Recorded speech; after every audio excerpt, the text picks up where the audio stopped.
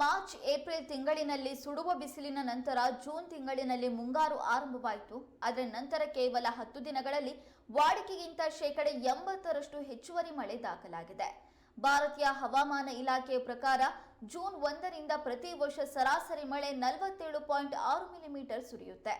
ಆದರೆ ಈ ವರ್ಷ ರಾಜ್ಯದಲ್ಲಿ ಇದುವರೆಗೆ 85.6 ಮಿಲಿಮೀಟರ್ ಮಳೆ ದಾಖಲಾಗಿದೆ.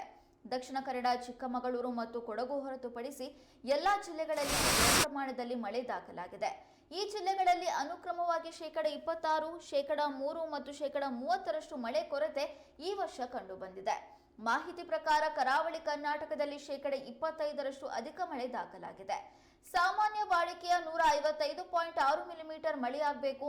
ಈ ಬಾರಿ 192.4 ಮಿಲಿಮೀಟರ್ ಮಳೆಯಾಗಿದೆ.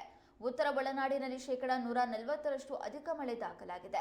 ಸಾಮಾನ್ಯವಾಗಿ ಸುರಿಯುವ 33 ಮಿಲಿಮೀಟರ್ ವಿರುದ್ಧ ಈ ಪ್ರದೇಶದಲ್ಲಿ 79.3 ಮಿಲಿಮೀಟರ್ ಮಳೆ ದಾಖಲಾಗಿದೆ. ಇನ್ನು ದಕ್ಷಿಣ ಒಳನಾಡು ಭಾಗದಲ್ಲಿ ಶೇಕಡ 82ರಷ್ಟು ಅಧಿಕ ಮಳೆ ದಾಖಲಾಗಿದೆ. ಸಾಮಾನ್ಯವಾಗಿ ಸುರಿಯುವ ಮಳೆ 38.5 ಮಿಲಿಮೀಟರ್. ಇಲ್ಲಿಯವರೆಗೆ ಈ ಭಾಗದಲ್ಲಿ 70.2 ಮಿಲಿಮೀಟರ್ ಮಳೆ ಸುರಿದಿದೆ.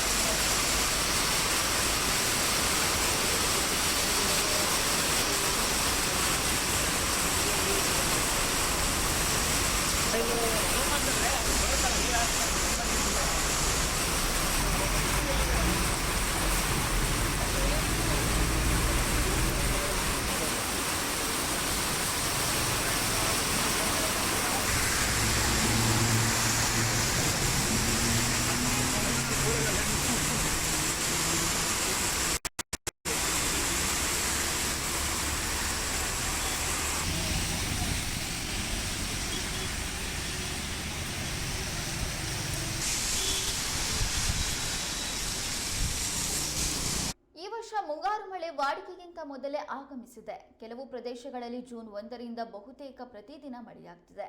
ಆದರೆ ಇನ್ನು 3 ದಿನಗಳ ನಂತರ ಮಳೆಯಲ್ಲಿ ಇಳಿಮುಖವಾಗಲಿದೆ. ಈ ಮುಂಗಾರು ಋತುವಿನ ಅಂತ್ಯದವರೆಗೂ ಇದೇ ರೀತಿ ಹವಾಮಾನ ಇರುತ್ತದೆಯೇ ಇಲ್ಲವೇ ಎಂಬುದು ಈಗಲೇ ಊಹಿಸೋದು ಕಷ್ಟ ಅಂತ ಹವಾಮಾನ ಇಲಾಖೆ ತಿಳಿಸಿದೆ.